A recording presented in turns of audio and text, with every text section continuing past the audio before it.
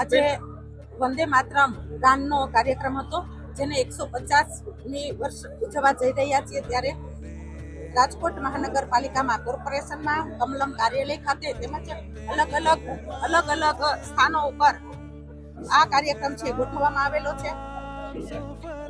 રાષ્ટ્રગીતની રચના રવિન્દ્રનાથ ટાગોરે કરેલી છે. વંદે માતરમની રચના બંકિમચંદ્ર ચટ્ટોપાધ્યાયે કરેલી છે.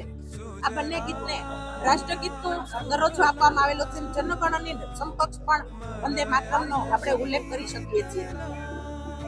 બંકિમચંદ્રે પોતાના આનંદ મઠ પુસ્તકની અંદર પણ વંદે માતરમનો ઉલ્લેખ કરેલો છે.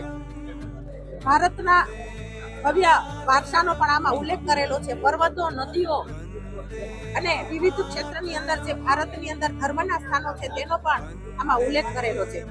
રાષ્ટ્રીય ચળવળો જ્યારે થતી હતી ત્યારે સ્વતંત્રતા વખતે આપણા યોદ્ધાઓ જ્યારે લડવા જતા હતા ત્યારે પણ વંદે માતરમ, ભારત માતા કી જય આવા સૂત્રો બોલતા હતા.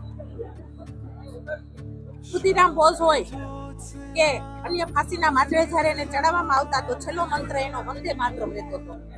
દરેક શાળાઓની અંદર વંદે માતરમ ગીતને ફરજિયાત ગીત તરીકે કહેવામાં આવ્યું છે.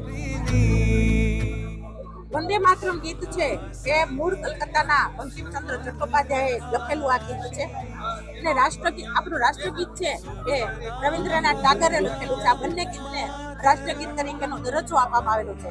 માનનીય વડાપ્રધાન જ્યારે તુરંદેશી જ્યારે ધરાવે છે ત્યારે દેશની અંદર 150 વર્ષ જ્યારે આ વંદે માતરમને થવા જઈ રહ્યા છે ત્યારે આખા ભારતની અંદર વંદે માતરમ ગીતના કાર્યક્રમો થવા જઈ રહ્યા છે. સેવા અને સન્માન માટે આ સંકલ્પ લઉં છું કે મારા રોજિંદા જીવનમાં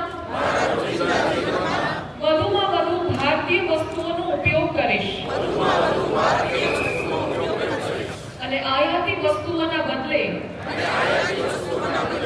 વૈકલ્પિક એવી સ્વદેશી વસ્તુઓને જ અપનાવીશ.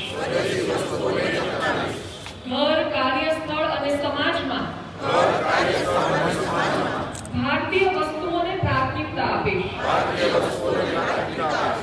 ગામ, ખેડૂત અને કારીગરોનું સમર્થન કરી સ્થાનિક ઉદ્યોગોને પ્રોત્સાહન આપીશ.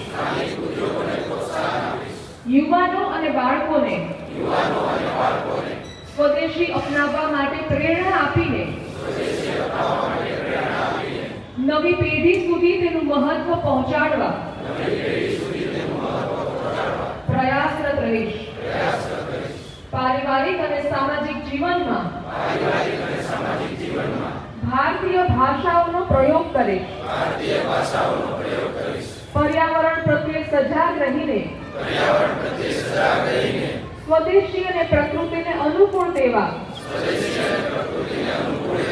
ઉત્પાદનોનો ઉપયોગ કરીશ અને દેશના પર્યટન સ્થળોને પ્રાથમિકતા આપીશ. જય હિન્દ.